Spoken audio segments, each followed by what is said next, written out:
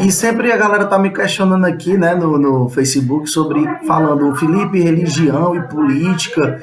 E pelo amor de Deus, cara, para com isso, vai pregar o evangelho e tal. Cara, sabe por que eu falo isso? E não tem como desconectar, porque, primeiro, o evangelho. Ele é social, né? Então, o Evangelho de Cristo, ele transforma vidas, ele transforma ambientes, ele traz uma transformação na mente e na postura e na educação da pessoa. Isso é fato. A gente tem milhares de pessoas que foram transformadas de sair de uma lama, de uma falta de educação, de não saber ler, e com o Evangelho de Cristo, esse cara mudou completamente os seus hábitos. Então há uma transformação social no Evangelho, e ele tem que estar conectado, porque o Evangelho não é só aceitar a Cristo. Não é só você aceitar a Cristo, você está sendo salvo quando você diz sim, eu aceito Jesus Cristo como meu Senhor e Salvador, mas você vai ter uma vida até você ir para a glória. Você tem que estudar, você tem que trabalhar, você vai ter que ser um homem justo, um homem íntegro, você vai ter que parar de mentir, parar de fazer coisa errada, vai ter que viver para sua esposa, para sua casa. Então existe uma vida pós aceitar Jesus. Por isso que você fala, Felipe, mas prega a palavra e vá atrás de salvar vidas. Glória a Deus, a gente prega a palavra, a gente salva vidas e a gente cuida dessas vidas para que eles vivam a vida, cara, plena, sabe? Então o cara fala, Felipe, o problema social do nosso país, cara, não tem nada a ver a religião. Entenda, pessoal, o problema do nosso país social, da desigualdade, da pobreza, é justamente porque nós não praticamos o evangelho, sabe? Os líderes que chegaram lá são líderes que se corromperam, que não foram justos. E é o que a palavra de Deus diz seja justo, seja generoso, seja verdadeiro. Ela só fala isso, coisas boas. Deus ama, Deus cuida. Então as pessoas que chegaram lá se afastaram de Deus e se corromperam, serviram ao Satanás. A gente colocava essas pessoas lá por R$ 20. A gente tem culpa também por causa de um churrasco. Quantos deputados vieram aqui, vereadores no meu bairro, e faziam um churrasco e estava todo mundo anotando o nome numa lista para votar no cara por causa de uma feijoada? Então não é o Evangelho de Cristo que colocou o Brasil na situação que está, não é a religião não, meu povo.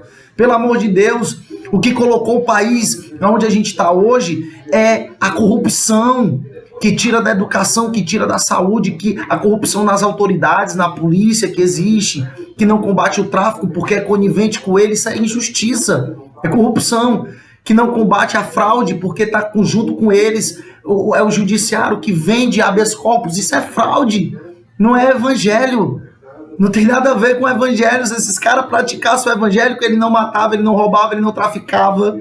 Vocês entendem que o problema não é o evangelho de Cristo? Então tem que deixar isso muito claro. Esses países de primeiro mundo, onde tem um desenvolvimento muito grande, são países justos.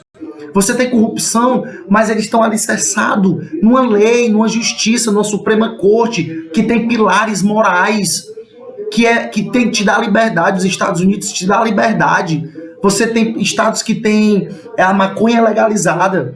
Você tem estados onde a porte de arma é legalizado. Você tem muçulmanos, evangélicos. Você tem negros, brancos. Mas você tem liberdade para fazer o que quiser. Mas você tem leis que punem com rigor.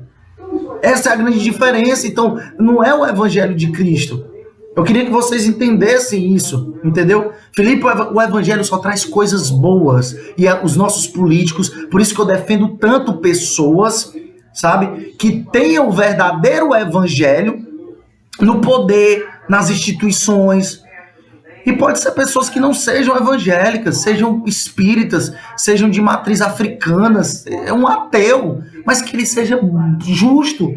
O problema social do Brasil foi a corrupção, e a corrupção aconteceu desde o Éden, quando entrou o pecado no mundo. Então nós começamos a adorar o pecado, nós começamos a adorar o abuso infantil e achar isso normal, a prostituição, a degradação do casamento, da família, o sexo solto, o sexo sem aliança. Então tudo isso foi onde o país caiu.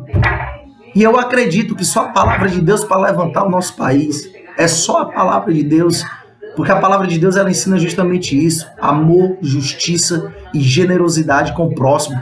Sabe? Antes de você dizer, Felipe, cara, o cristão é violento. Não, cara. O cristão ele tem direito de se defender de um ataque violento. Porque se do outro lado você tiver uma pessoa bondosa, ela não vai me atacar. Por que o bandido vai roubar? Por que o bandido vai roubar? Se ele escolhe roubar e matar, ele vai ter que confrontar a polícia, que é a justiça dos homens no nosso país. E se ele morre em confronto, o que é que a gente pode fazer? Ele tem que aceitar Jesus, ele tem que escolher sair do crime, como tem milhares de pessoas que escolheram isso. Mas ele não tem o direito de me matar, de vir na minha porta, pedir meu celular e se eu não der, ele atirar na minha cabeça. Não pode, tá errado. Entendeu?